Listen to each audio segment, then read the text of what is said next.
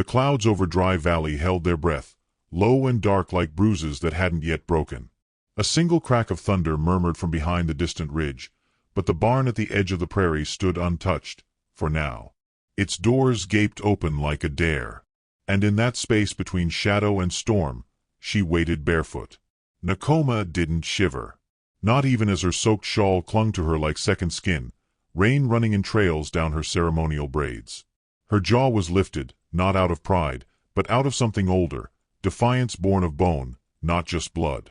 The wild white Mustang behind her snorted in its stall, restless as the wind. A lone rider came from the south trail, his coat dark with weather and dust, reins loose in his hand. He wasn't supposed to come. That was part of it. Judson Callahan was known to speak less than he ate, and he lived so far from town that most folks forgot he'd once been married, once laughed, once prayed. But Nakoma had watched him from the hills. The way he tamed cattle with breath instead of boot. The way he moved like someone who'd seen sorrow, but didn't curse it out loud. That kind of man could handle her horse. Maybe even her silence. She didn't greet him. She just stepped aside and let the Mustang scream. The horse lunged against the stall gate, rearing up so high its hooves scraped the low beam, eyes rolling white. Nakoma held the rope without flinching, arms outstretched, as if offering it up like a gift or a threat. Judson dismounted in one smooth movement. His boots struck wet earth with a sound that made the horse rear again. He didn't speak. Just tipped his hat and looked from the Mustang to the girl, like he was trying to decide which one was wilder. Then he said, "You called me here to die?" "No," Nakoma said softly. "I called you to witness." Inside the barn, the light was thin and gold where it poured through slats. Dust danced like spirits above straw. Judson stepped in slow. The air smelled of sweat and fear. Hers, the horse's, maybe his. Nakoma followed, bare feet silent on the floor. She tied the rope off on a post, breathing slow. The Mustang circled inside the stall, slick with sweat, haunches trembling, whites of its eyes gleaming in every turn. Judson knelt beside the gate, palms open on his thighs. He didn't speak to the horse. He just breathed. "You think breath matters?" Nakoma asked. "Only if you want to stay alive," he murmured. For 5 minutes, maybe 10, they didn't speak again. Just stood while the storm gathered somewhere behind the sky. Then Judson stood slowly and unlatched the gate. Nakoma didn't stop him. The horse came at him. Not charging, testing. Teeth bared, hooves striking the dirt just shy of Judson's boots. But Judson didn't move. Not even when the horse shoved his shoulder, or when hot air puffed against his chest like a warning. Nakoma held her breath. The stall reeked of heat and threat. Then, slowly, the Mustang dropped its head. Judson raised one hand, palm open. The horse trembled but didn't pull away. Nakoma's throat tightened. Her fingers clenched into her shawl. "You ever lose something wild?" she asked. Judson didn't answer for a while. Then he looked at her with eyes like river stone and said, "I buried something wild. She never let me fix her, either." Nakoma flinched. Just a little. Then she turned and walked to the barn wall, bracing herself there like her bones were tired. "My mother gave me that horse. Said I'd know when to let someone help me." She looked back at him. "I still don't know." "Then don't let me," he said. "Just let me help the horse." Outside, the wind kicked up dust, hissing against the wood. The first drops of rain hadn't fallen yet, but the world had gone gray, like it was waiting for someone to blink. Nakoma unpinned her braids and let them fall loose around her shoulders. She looked like something half-wild herself. "My father says I shouldn't be here. That a man like you will take what I can't afford to lose." Judson didn't look at her. "Then don't give me anything." The horse nudged him. A question. He took one step forward and touched its neck. Nakoma pressed her back to the wall, silent, watching. The next day, town noticed. Mrs. Delagray told anyone who'd listened that the red girl was sleeping in a settler's barn. That Judson Callahan must have taken leave of his senses. And wasn't it funny? He who used to pray beside his late wife's grave now whispering things to Comanche girls under storm clouds? When Nakoma came into town for salt and flour, women turned their backs.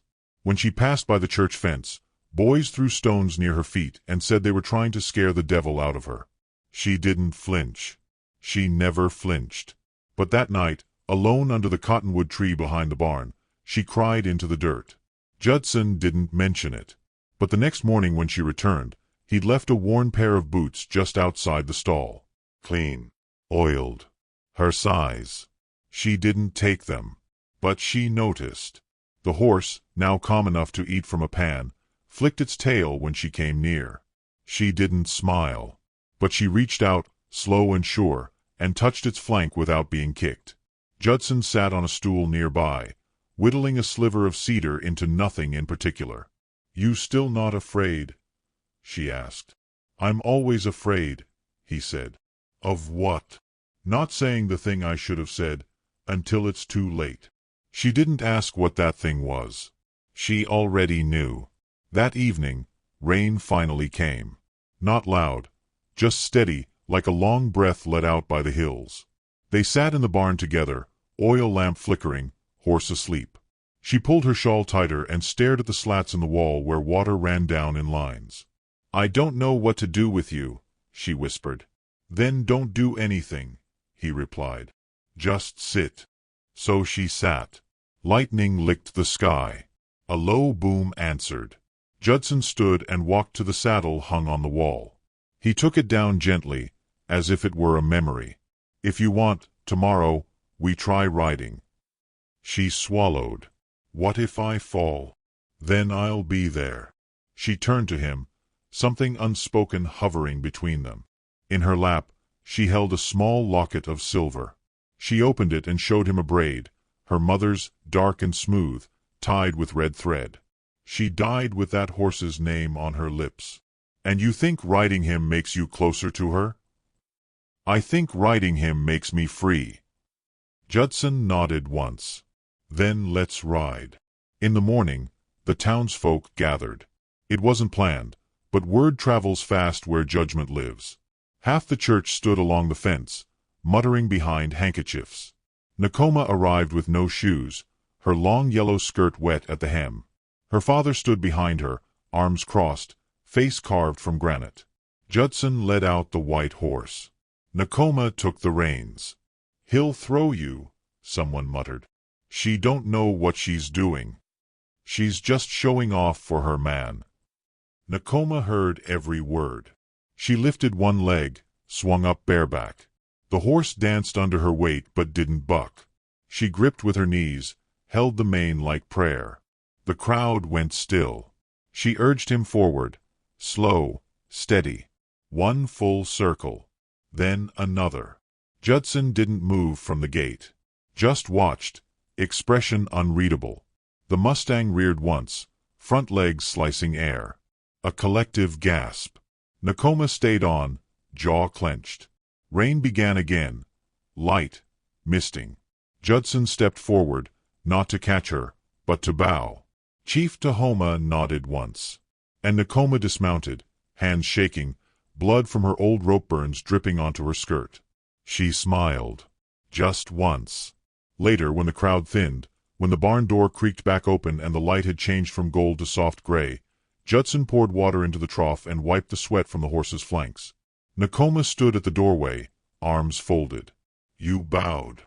I don't give that to many." She stepped forward. "I didn't fall. No. I might tomorrow. Then I'll be there tomorrow too." They didn't touch. They didn't speak again that night. But they didn't need to. Because the storm was over. And in its place, something quieter had begun to grow. Which city are you watching our video from? Please leave a comment. Please subscribe to the channel as well. Thank you.